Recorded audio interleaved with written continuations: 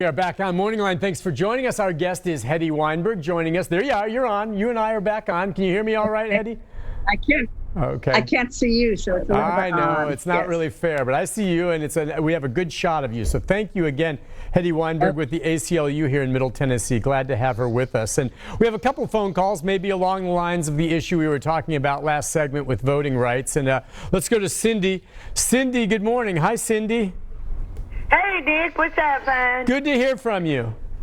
Yeah, I've been kind of in hiding and recuperating. Well. But anyway, I wanted to tell her, sure, if people don't feel comfortable, they should be able to mail their ballots in. But you at least ought to make them show you a picture of their identification, at least 2 or 3 forms, or get registered. You can get a card, to be registered to vote, but that's a critical thing. We have to know who's going to be voting.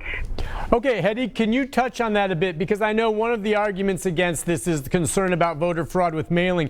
To your knowledge, how the process will work if someone chooses to do this? You said you can go online and then register, but what kind of safeguards are in place to make sure those who are voting by mail are legitimate Tennessee voters? Sure, and I think that's a really important point, and let me clarify.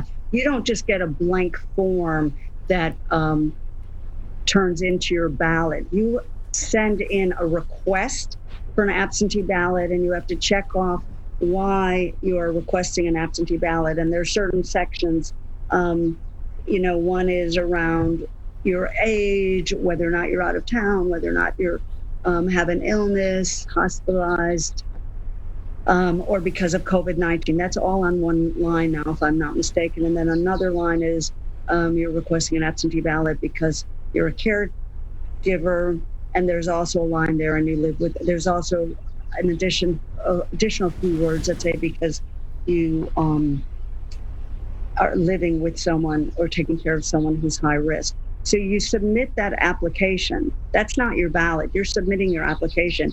Then you receive back after it's checked, and everyone is sure that yes, Joe Doe is in fact this person, is registered, is eligible to vote. Then they send you very specific ballot that you fill out, I guess, and then mail back in, or you can scan. And I understand that, but it's not. But I just want to know, how are they going to determine whether or not Joe Blow is really Joe Blow? What information? I haven't gone through the process yet. I guess the Secretary of State's site, and you're on the web. What kind of information do you have to provide so that someone can't go on there and pretend to be Nick Barris and get a ballot for me? Oh, there's no way to do that. You need very personal identifying information, from Social Security number to your birth date. I mean, and again, I recognize what people say, well, how is that even possible that they'll know this is me? But recognize you've registered before. We've been using absentee ballots for many, many, many years. There are no examples of voter fraud that even the Secretary of State can turn to when they even, share that that's one of the reasons why they're opposed to the use of mail-in ballots. So unfortunately, it's a straw dog that's being, placed up there with very little reality. It's just not happening. What we should be more afraid of is just folks not counting one's ballot. And that's what we also want to make sure of, and what we want to urge, that people feel confident that their ballots will be counted. And the judge has asked, in the case where Judge Lyle issued the opinion, that local election commissions make it very clear as to what you have to do in order to get a ballot, which is how you request it, and to ensure that people know that they're eligible to access absentee ballots and use them. So Gotcha. The voter fraud question, I couldn't agree with you more. Everyone ballot, there needs to be integrity, but there is that integrity, and we have to, in this case, recognize that local election commissions want to ensure and will ensure that the ballot go to the individual who's requested it, because of the very private identifying information that's required.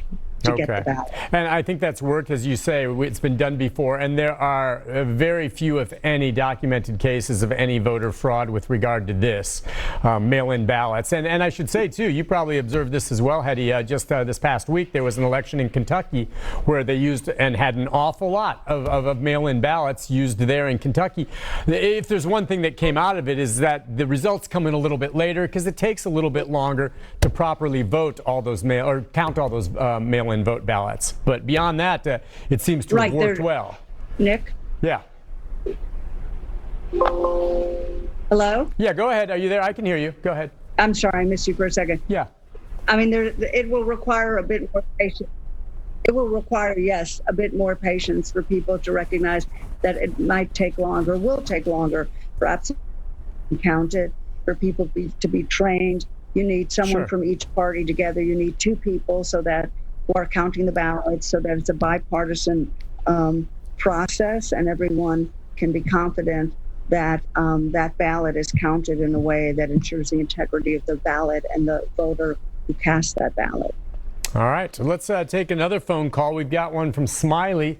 Good morning, Smiley. Hey, how you doing? Good. What's on your mind?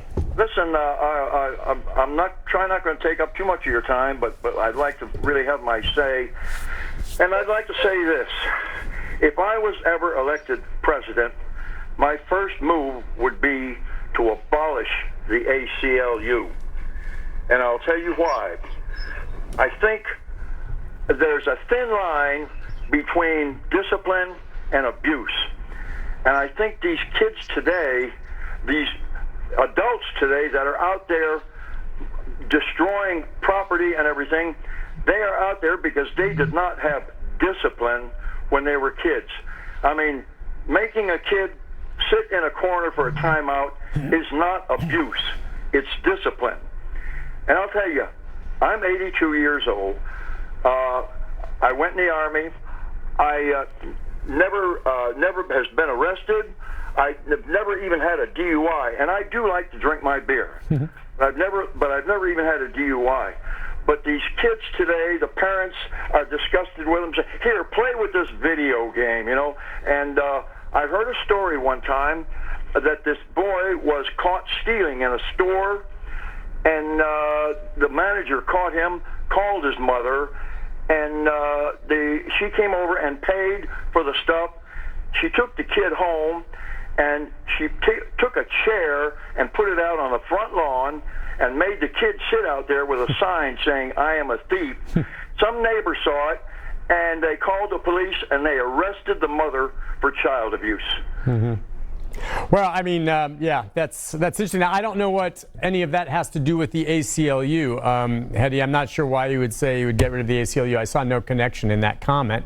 I guess if you want to comment a little bit about your observations and how the ACLU views the current social unrest and the protests and people's right to peacefully protest, I think we all have to agree vandalizing and damaging property is wrong, period.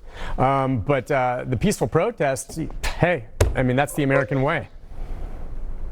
Exactly. And Mr. Smiley, is that your name? Yeah. Thank you for, the service in the military, because that's an important part of our government. At the same time, understand ACLU is actually not part of the government. We're a private nonprofit committed to, I think, the same reason you probably fought in the Army, which is to secure and protect civil liberties and civil rights for all individuals, to really translate the Bill of Rights into realities for all Tennesseans, for all Americans. And so, as you stated, your opinion, that's what the First Amendment is all about, to ensure that government not shut down, that government, that's what we're focused on.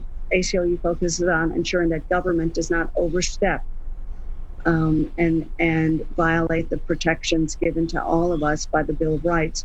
So when we talk about the protesters, we're talking about individuals celebrating their right to freedom of speech, celebrating the right to petition their government. And at the same time, there are individuals at Legislative Plaza or any courthouse across the state protesting police killings. There are also others counter-protesting and supporting police. And we saw that this weekend. So it's about the beauty of celebrating the right of the individual to speak their mind. Sometimes, and I will say, sometimes I don't like what I hear. There are a number of things I don't like what I hear out on the street where people are standing and protesting, but that is their right. And it's my right then to counter the speech. No one has a right to use violence. I totally agree with you. No one has a right to vandalize property. That's not protected speech. There is something called civil disobedience, where individuals feel so strongly about an issue, and it's usually about equity and ensuring that all people are treated with dignity and protected against abuses that we see in our city and in our state and in our country. But civil disobedience is not protected by the First Amendment because sometimes it requires individuals to break the law. But what we're talking about and what the First Amendment protects is the individual's right to use their voice and speak and to be heard. And for those who don't want to listen, to either walk away or counter that speech. But as we saw so beautifully during the lunch counter sit-ins and the freedom riders going deep into the South to protect people and ensure people could vote, people of color, Black individuals, we are committed to ensuring that one's voice can be heard. And that's the extension then goes to one should be able to cast their vote because that is another way to have their voice heard. So we're going to disagree about the importance of protest, but please know that it has nothing to do with vandalism and violence. It has to do with the individual being able to use their voice and being heard. On that note, we're going to take a quick break. When we come back, we will get to the next issue if we can. We'll take more phone calls as well. But where things stand legally, the state has passed the most restrictive abortion bill, one of them in the country, waiting for the governor's signature, and how the ACLU will take legal action in that regard. We'll be back with more right after this.